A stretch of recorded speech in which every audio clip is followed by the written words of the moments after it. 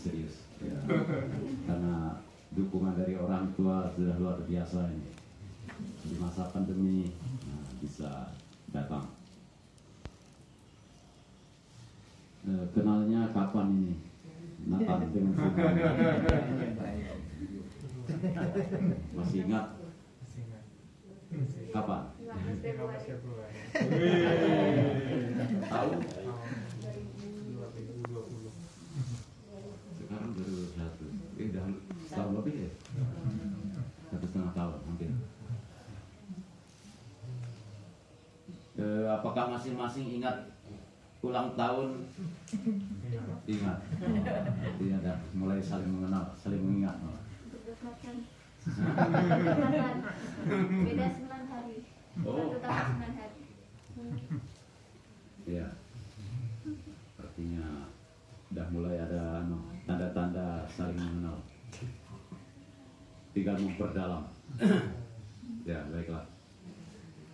Bapak Ibu saudara-saudari yang terkasih dalam Kristus, ya, pengalaman saling mengenal, saling mendoakan bagi pasangan dalam membangun relasi kasih menuju keutuhan hidup sebagai suami istri merupakan pengalaman hakiki.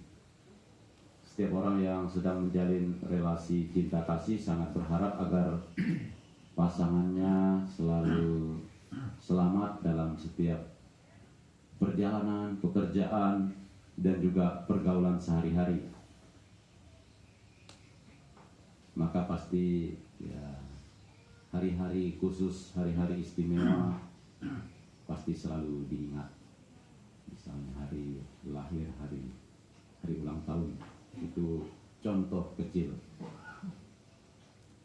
Setiap pasangan saling menganjurkan agar masing-masing tidak melupakan doa untuk memohon berkat dan juga lindungan yang maha kuasa.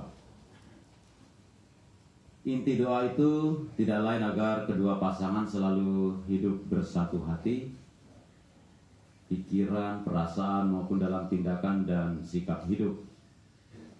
Bahkan lebih jauh lagi, pesan saling mendoakan dalam hidup ini merupakan panggilan hidup Kristiani, ya, sebagai murid-murid Kristus.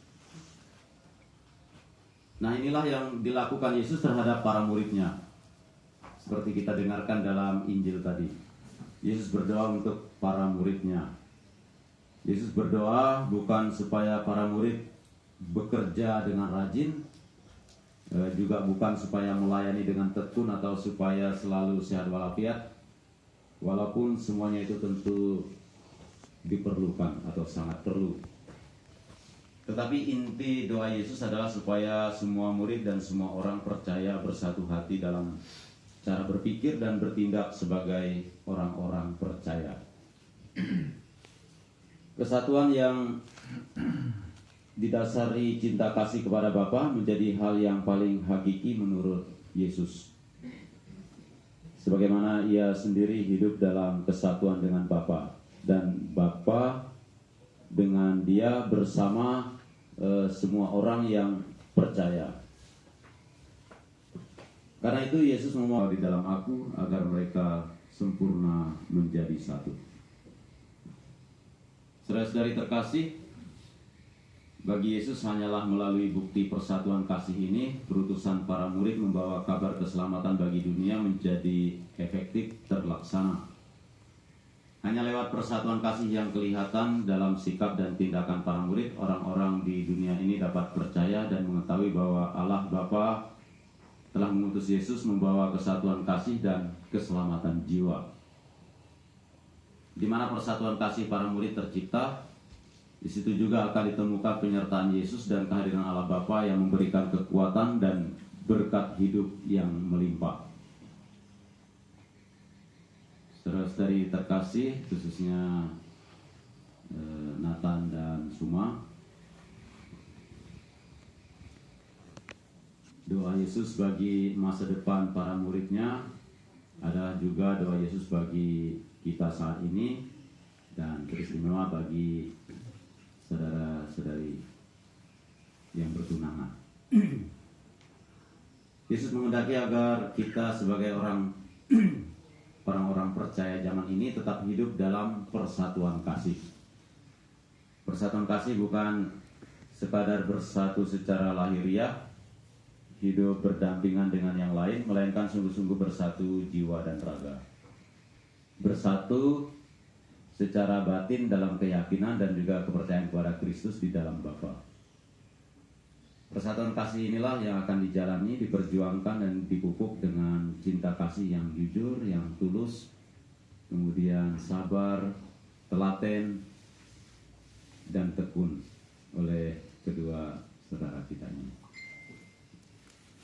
Dengan demikian, masa pertunangan benar-benar menjadi masa dalam tanda kutip sekolah kasih bagi kedua saudara kita. Sekolah kasih bukan untuk menambah pengetahuan tentang teori mencintai, melainkan untuk menguji masing-masing pribadi bagaimana cara yang efektif dan bermanfaat bagi pasangan dalam membangun persatuan kasih Kristiani. Oleh karena itu, ya, ibadat pertunangan dan juga tukar cincin yang kita lakukan saat ini belum menjadi masa yang definitif atau yang tidak terbuka lagi akan peluang dan kemungkinan lain di masa depan. Doa dan ibadat kita saat ini hendak menegaskan bahwa kita semua dan juga saudara kita berdua ingin sekali agar masa pertunangan dibimbing, kemudian diberkati oleh Allah di dalam Kristus Yesus.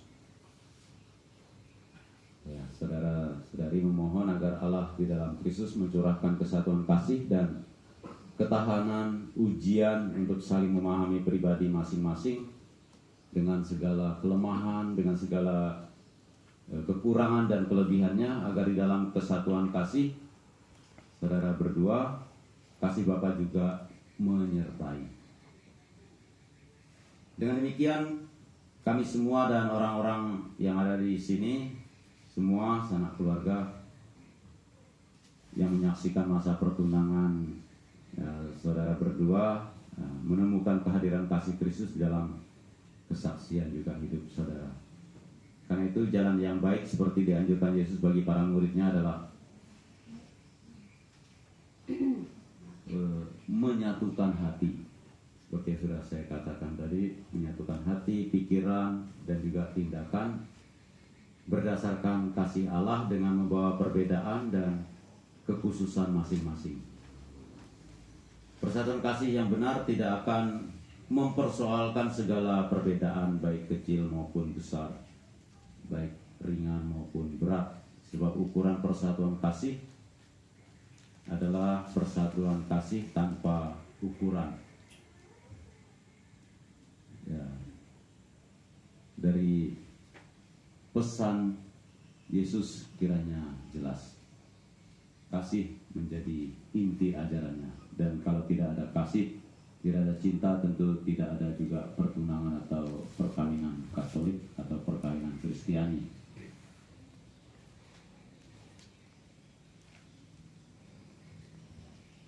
Untuk hal-hal selanjutnya yang mungkin masih ada kesempatan berikutnya yang akan ditambahkan oleh